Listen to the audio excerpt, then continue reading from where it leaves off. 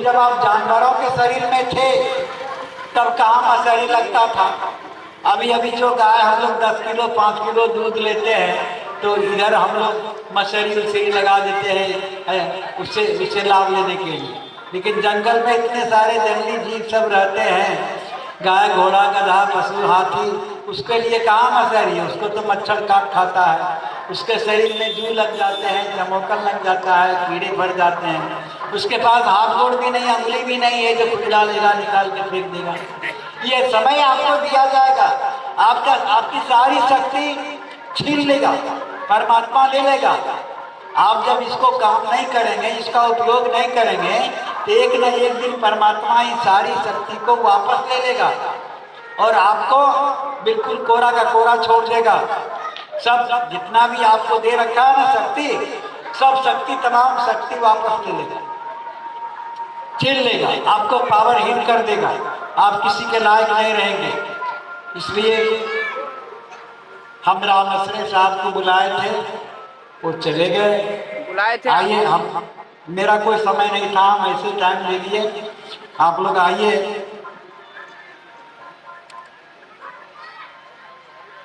नहीं, हम बोल नहीं रहे थे, हम आप ही लोग से बोलवाना चाह रहे थे। रामश्री साहब आइए, मंच पर आइए,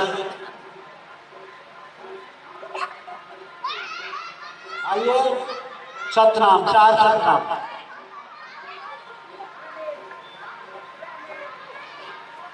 देखिए, कार्यक्रम प्रारंभ है। हम कथा सुनवाने के लिए हम रामश्री साहब को बुला रहे हैं और बारी बारी से महात्माओं को बुलाएंगे। आप लोग सभी भक्तों से निवेदन है, माताओं बहनों से निवेदन है, आप लोग दूर दराज से आए हैं, सत्संग स्थल में सत्संग पंडाल में आने का कष्ट करें ताकि महात्मा को कथा कहने में मन लगे। हम आपके साथ हमारे रामश्री साहब आज के आ रहे हैं। हम सभी भक्तों से निवेदन करते हैं कि आप लोग जल्द से जल्द सत्संग स्थल पर आने का कष्ट करें।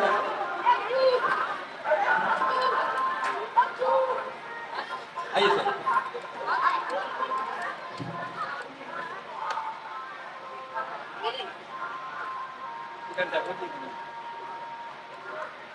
एक ठो माइक में बोलिए ना, दो ठो माइक है।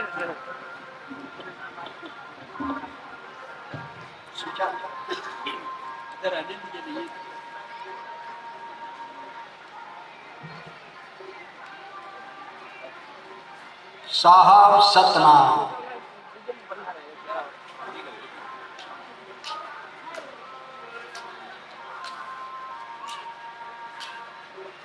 हम बोलेंगे साहब तो थोड़ा आप बोलिएगा सतनाम, थोड़ा आवाज हो। साहब सतनाम, साहब सतनाम, साहब सतनाम, साहब सतनाम, साहब सतनाम। परम पूजनीय संत समाज, यहाँ पर उपस्थित नेमी प्रेमी श्रद्धालु भक्तजन, बड़े ही सौभाग्य की बात है आज इस गांव में राजा बाबू की तरफ से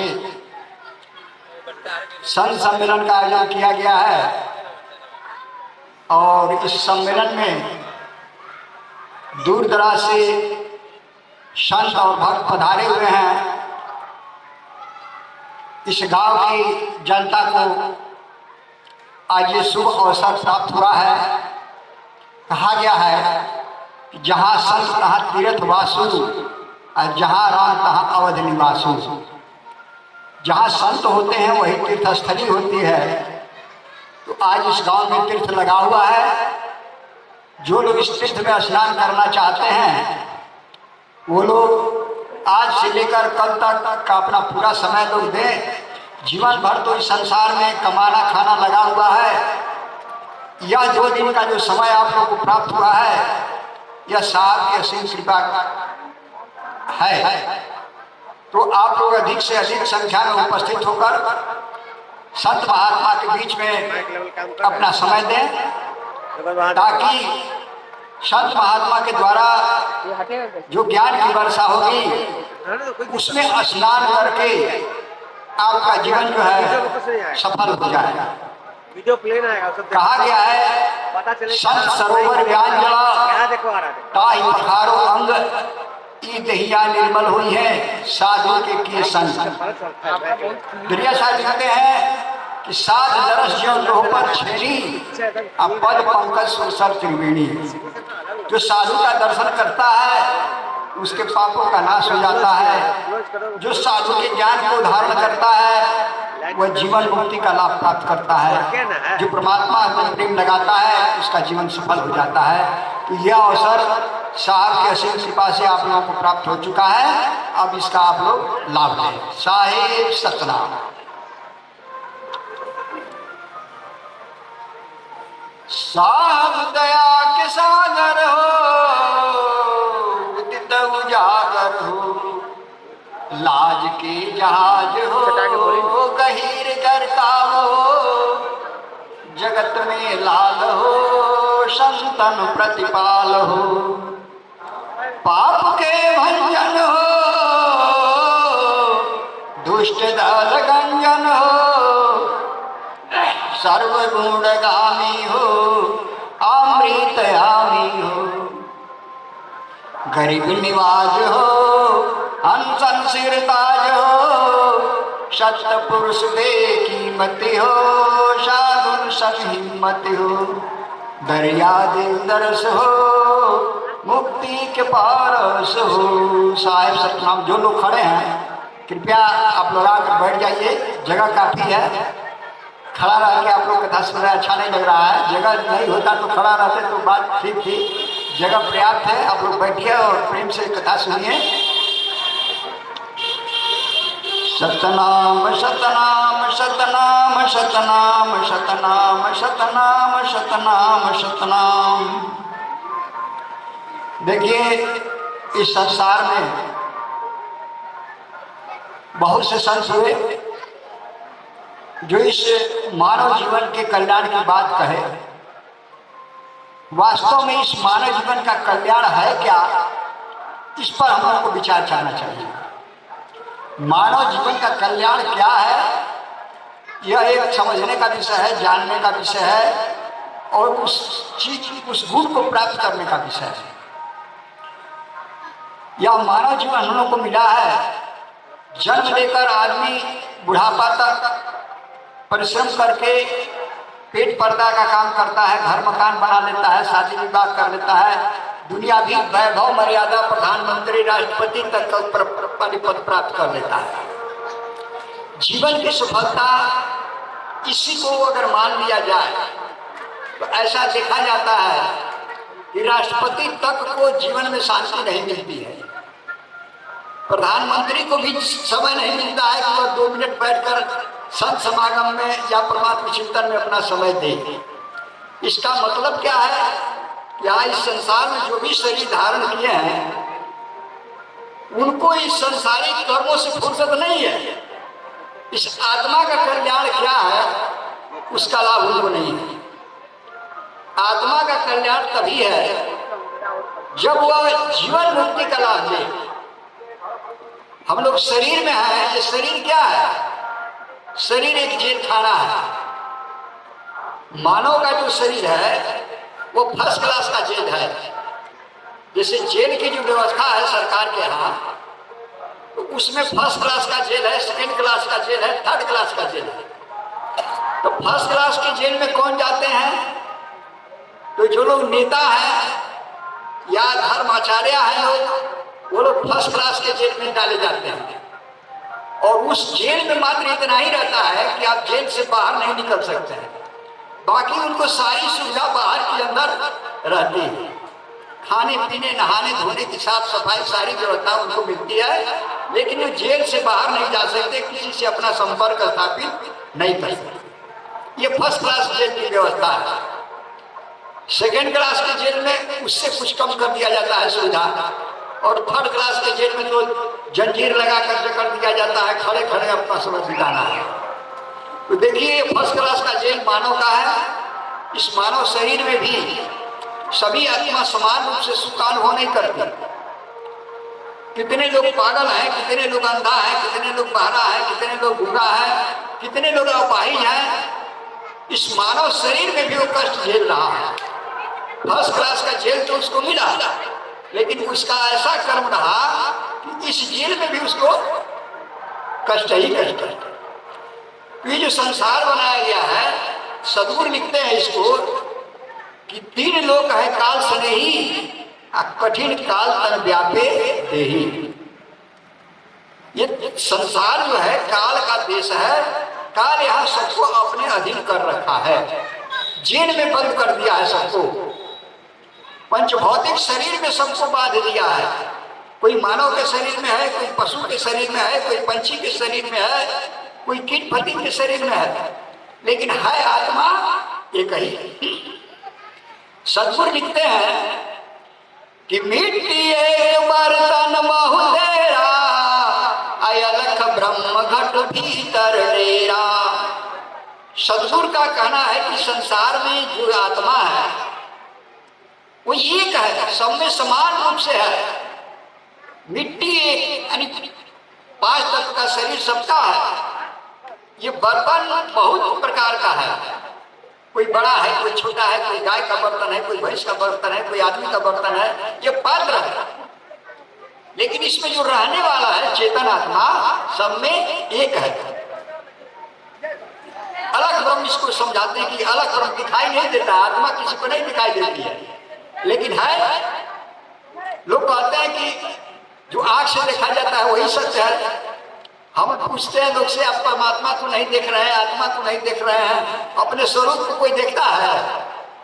थोड़ा ज्ञान से हम लोग समझें। सबको मुंह मिला हुआ है, नाक कान आंख सब कुछ मिला हुआ है। कोई बता दे कि हम अपने आंख को देख रहे हैं, अपने मुंह को देख रहे हैं, अपने नाक को देख रहे हैं, कोई बता कहने वाला? आपको मुंह आंख नाक सब कुछ मिला है ना, लेकिन क्या आप अपने मुंह को देख रहे हैं? कोई नहीं देख रहा है। देखता क्या है? प्रतिबिंब। आंख मुंह नाक कान को नहीं देख रहा है, वो प्रतिबिंब को देख रहा है। लेकिन वो प्रतिबिंब तब देखता है जब उसके सामने दर्पण हो। अब वो अभी दर्पण अगर साफ सुथरा नहीं है तो उस दर्पण में ये स्वरूप खड़ा नहीं होगा, प्रतिबिंब भी नहीं दिखाई देगा। दर्पण में अगर कालिख लग जाए, गर्दा चढ़ जाए तो उसमें स्वरूप दिखाई देगा? नहीं दिखाई। दर्पण में लागल काई का दरस कहां से पाई? अगर दर्पण भी साफ है, आंख में अगर कोई बीमारी है, आंख में रोशनी नहीं है, आंख दिखाई दे रही है लेकिन रोशनी नहीं, तो क्या देखेंगे उसमें स्वरूप खड़ा होगा? नहीं खड़ा होगा। आंख भी ठीक है और दर्पण भी सही है, अंधेरी कोठरी भी अगर बंद कर दिया जाए तो उसमें स्वरूप खड़ा होगा? नहीं खड़ा। यानी एक जो सामने चीज है सबको मालूम है कि है हमारे पास, और उसको हम देख नहीं पा रहे हैं। देखने के लिए प्रतिबिंब, उसको नहीं देखने के लिए प्रतिबिंब देखने के लिए साधन की जरूरत है। और इसमें जो चेतन आत्मा बोल रही है, इसके स्वरूप को देखने के लिए कोई साधन की जरूरत नहीं है, इसके लिए भी साधन की जरूरत है। उसी पर लिखा गया कि साधन धाम मोक्ष का द्वारा अजेन पाए परलोक समारा।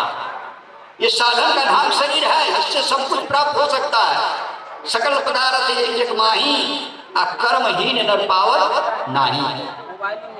सारी चीज इस संसार में है। सदगुरु लिखते हैं कि दरिया तल से नहीं जुदा सब कुछ तन के मार, अजोग युक्ति से पाइए बिना जोत कचना। सभी चीजों को प्राप्त करने के लिए योग युक्ति की जरूरत है, ज्ञान की जरूरत है। और जब तक वह नहीं प्राप्त होगा तो कोई भी चीज प्रत्यक्ष नहीं आप कर सकते हैं, नहीं दे सकते। वह ज्ञान कहाँ मिलेगा? ये सदगुरु समझाते हैं कि करहु प्रेम संतन से सेवहु सतगुरु पाओ, अमानुष जन्म दुर्लभ फिर नहीं है सोदा। करहु प्रेम संतन से। अगर तुम अपने स्वरूप को देखना चाहते हो, अपने आप को देखना चाहते हो, परमात्मा को देखना चाहते हो, तो संतों से प्रेम करो। रामचरितमानस में गोस्वामी जी दर्शाते हैं, कहते हैं कि प्रथम भक्ति संतन कर संगा। वही माइक से पहली भक्ति क्या है? संतों का संग करो। संत का संग करने का अर्थ क्या है? संत मिले सब शोक मिटाई, और दया करें फिर दे दिखाई। रहवर मिले तो पहुंचे जाई, और जिन देखा कि दे दिखाई। जो उस परमात्मा को जानता है, परमात्मा का जिसके पास परिचय है, परमात्मा तक जो पहुंच चुका है, जो संत ज्ञानी है, अगर उसका आप संग करते हैं तो वह ज्ञान के द्वारा आपकी भी ज्ञान दृष्टि को खोल देगा और परमात्मा से भी दर्शन करा देगा, आत्मा का भी दर्शन हो जाएगा। लेकिन जब तक आप सतगुरु के शरण में, संत के शरण में नहीं जाते हैं, तब तक यह व्यवस्था आपको प्राप्त होना असंभव, क्योंकि यह संत ही सीढ़ी है। सतगुरु लिखते हैं, खोजहूं सतगुरु लेहु मुक्ताई, अजा से कया काल नहीं खाई। सतगुरु की खोज करो। सतगुरु का अर्थ क्या होता है? सत्य को बताने वाला, सत्य तक को मिलाने वाला। गुरु भू मन होता है अंधकार और रूह मन होता है प्रकाश। सत्य को जो प्रकाशित करके आपको दर्शन कराते, उसको सतगुरु कहा गया। सतगुरु इस संसार में अनेक नहीं है, सतगुरु का अवतार होता है। और जब अवतार होता है तो उसका परिचय कहना बाकी नहीं रह जाता, वो प्रकाशित हो जाता है। जैसे राम का अवतार हुआ, कृष्ण का अवतार हुआ, कबीर साहब का अवतार हुआ, दरिया साहब का अवतार हुआ, तो इन्हों को कहना नहीं पड़ा, ये लोग प्रकाशित हो गए। दुनिया जान गई कि ये सतगुरु है। सतगुरु वैद वचन विश्वासा, संयम यह विषय करासा। सतगुरु क्या है? वैद है, जन्म और मरण रूपी रोग से छुड़ाने वाला, परमात्मा से दर्शन कराने वाला, इस जीव को मुक्ति देने वाला सतगुरु है। सतगुरु इस संसार में जब भी आए हैं वो छिपे नहीं रहे। सतयुग द्वापर त्रेता कलयुग, सतगुरु सत्य पुकारे, कहे दरिया जल जाए जीत के, ज्ञान दीपक भवन जब बारे। जुग जुग से चली आए हो ज्ञान कहाँ बखान, जो बुझे निर्मल होके मिटे नरक की हाँ। सतयुग में आए सतगुरु, उनका नाम पड़ा सुकृत। हरिश्चंद्र राजा को जाकर संदेश दिए, सत्य का मार्ग बताए, परमात्मा का परिचय बताए। त्रेता में आए, करुणा में नाम पड़ा उनका, उस समय जाकर वशिष्ठ जी को ज्ञान दिए हैं। द्वापर में आए हैं तो